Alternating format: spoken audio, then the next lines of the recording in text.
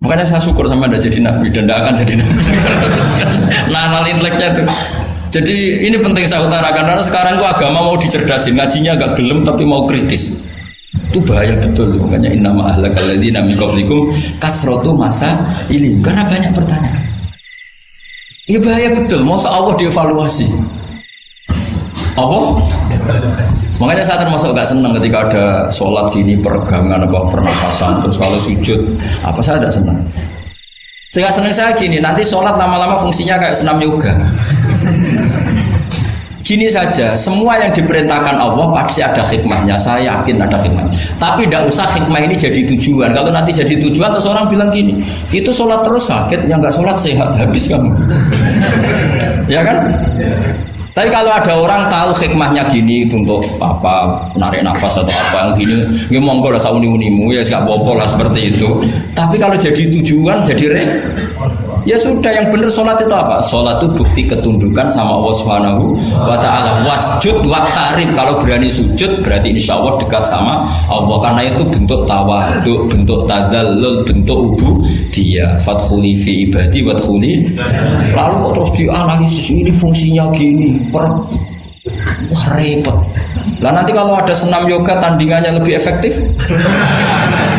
Saya jantungan sujud kok enggak ngefek, tapi setelah ikut yoga kok ngefek. Saya loh ya, orang boleh nggak berpendapat sependapat sama saya, tapi kalau nggak sependapat keterlaluan yakin.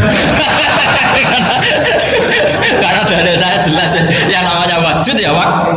Udah ada di hadis di Quran wasjud wa tasfu, atau sujud dan kamu menjadi nggak ada yang ada ya wasjud.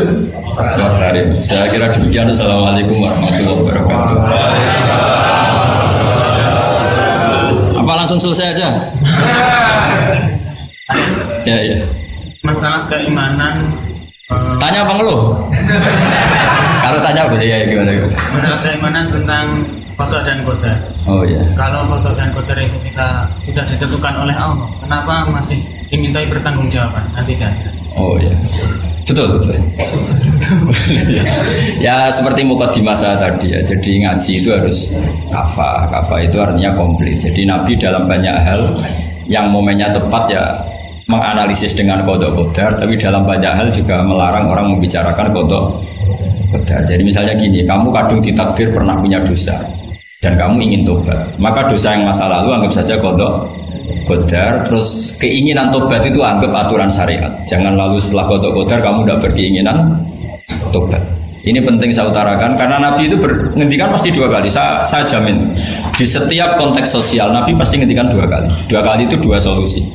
Nabi pernah menghentikan idza dzikiral qadar fa'amsiku wa idza dzikra ashabi fa'amsiku. Jika umatku telah menjustifikasi qada dan qadar fa'amsiku, kamu jangan ikut-ikut. Karena nanti akan yang zina enggak apa-apa, saya sudah qada qadar, yang maling ya enggak apa-apa karena sudah qada. Wah bahaya, bisa hancur syariat kalau seperti itu. Tapi ada banyak hal yang Nabi mengisnadkan itu ke qada qadar. Kayak cerita Nabi Musa dan Nabi Adam. Ada kan di hadis Sahih itu jelas. Ini dengerin, ini betul di hadis Sahih. Nabi Musa itu saking Israelnya, memang beliau orang apa? Pertama, semua Nabi kan pasti alami diangkat ke alam roh. Nabi loh ya, tidak sampean Nabi. Sama tidak usah ambisi begitu, Nabi ini. Ketika beliau diangkat di alam roh itu ketemu Nabi Adam. Padahal Nabi Adam kan Abul Basar, tokoh utama ada. Pertama ketemu langsung ngomong gini, anta Adam, kamu betul yang namanya Adam? Ya saya Adam. Antal ladzi akhrajtan nasa minal jannati wa asqaitahu. Siapa hadisnya? Antal ladzi akhrajtan nasa minal jannati wa asqaitahu. Gara-gara kamu orang enggak hidup di surga. Jadi kalau sampean marah gara-gara kamu, saya harus cari uang sampai Korea. Coba kalau kita masih di surga, enggak perlu kerja di mana? Karena semuanya tersediakan, nggak punya istri jelek, semuanya cantik karena bidadari. Gara-gara jenengan kita harus keluar di bumi dan keluar dari surga. Nabi Adam itu karena orang sepuh ya, beliau santai saja. Anta Musa, kamu betul Musa? Ya saya Musa. Anta kalimu, ya saya kalimu. Anta Sofio, ya saya. Nabi Adam masih muji-muji. Ini pentingnya orang bijak. Jadi kalau sama nanti ngelawan saya tetap bijak insya Allah. Tapi sampean bisa neraka, ngelawan kiai itu dosa. Dosa sekali, bukan dosa biasa, sangat dosa. Nabi Musa, Nabi Adam masih anta sofi wa anta kalimullah. Bukankah kamu melihat di Taurat bahwa saya akan dosa dan akan dosa saya sudah ditulis 40 tahun sebelum saya dosa? Iya ya Musa. Iya ya Nabi Adam, ya betul gitu. Berarti kamu mengkritik saya atalumunani fi amrin qad qadahu. Kamu mengkritik saya, menyalahkan saya dengan sesuatu yang sudah digodok-godok oleh Allah sebelum saya lakukan. Jadi sudah ditulis sama Allah 40 tahun sebelum saya salah sudah ditulis skenario-nya nanti Adam akan salah terus keluar dari surga. Memang dari awal Allah skenario-nya seperti itu. Itu ibarat istri kamu sudah tahu ini kalau miskin setia, kalau sudah kaya nanti pola, itu sudah tahu. Tapi anehnya istri kamu ketika nyata pola kok tidak siap. Padahal sebetulnya sudah tahu gitu ya kan. Makanya saya kalau ngaji di mana-mana bilang kelirunya orang Indonesia itu satu. Kalau ilmunya terbukti itu tersiksa, itu kelirunya orang ini. Semua cowok tahu nggak? Semua lelaki tahu nggak? Kalau nggak pernah nafakoi diomelin, tahu nggak? Tahu. Tapi ketika itu nyata nggak siap. Harusnya ketika nyata diomelin, alhamdulillah ilmu saya benar terkemudian. Tapi istri kamu juga gitu. Biasanya wong lanang duwe akeh pola. Terus dengar sampai mulai cinta orang lain, harusnya kan alhamdulillah ilmu saya benar kan. Artinya gini, manusia saja bisa memprediksi. Kan nggak mungkin kita nyifati Allah nggak tahu Nabi Adam salah sebelum nyata-nyata salah. Tentu itu nggak mungkin. Nah maknanya kodok-kodar kira-kira gitu. Allah itu tahu apa yang akan terjadi. Tapi tetap saja ini nggak boleh dipakai justifikasi untuk maksiat. Makanya jelas aturan Quran, saya mohon kamu nggak boleh salah. Ini nanti saya baca, saya hafal tapi ini biar tamu ayatnya. Itu ayatnya kan ma asoba musibatin fil ardi wala fi anfusikum illa fi kitabim min qabli an nabraha inna dzalika 'ala Allahi yasir likai la ta'sau 'ala ma fatakum wa la tafrahu bima.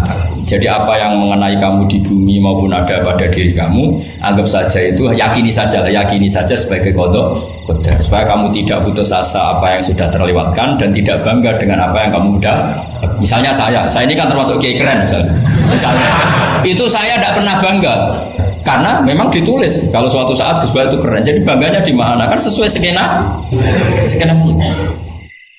Jadi untuk menghilangkan ujub bangga itu dengan cara iman sama qada qadar.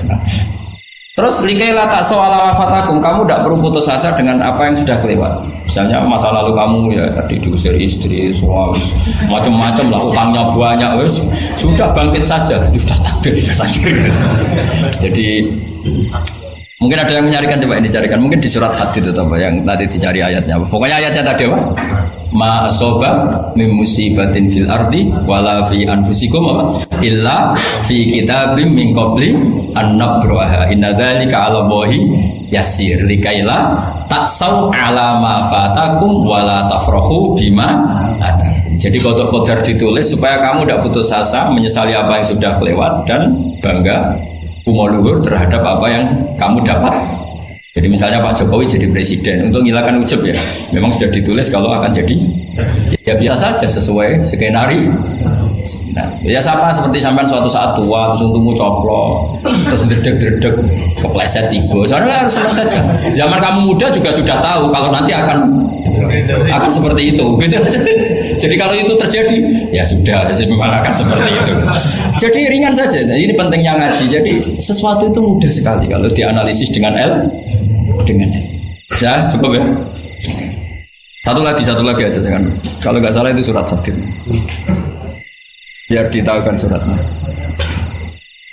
Diumumkan siapa? Surat apa? Hadid 22. Hadid 22 ya. Hadid 22. Berdiri aja nggak apa-apa. Oh enggak. Oh ya nggak apa-apa, gimana? Assalamualaikum warahmatullahi wabarakatuh. Waalaikumsalam warahmatullahi wabarakatuh. Saya buat kemarin sama Kiai. Ya. Sebenarnya saya baru kenal Kiai itu 3 minggu yang lalu lewat YouTube.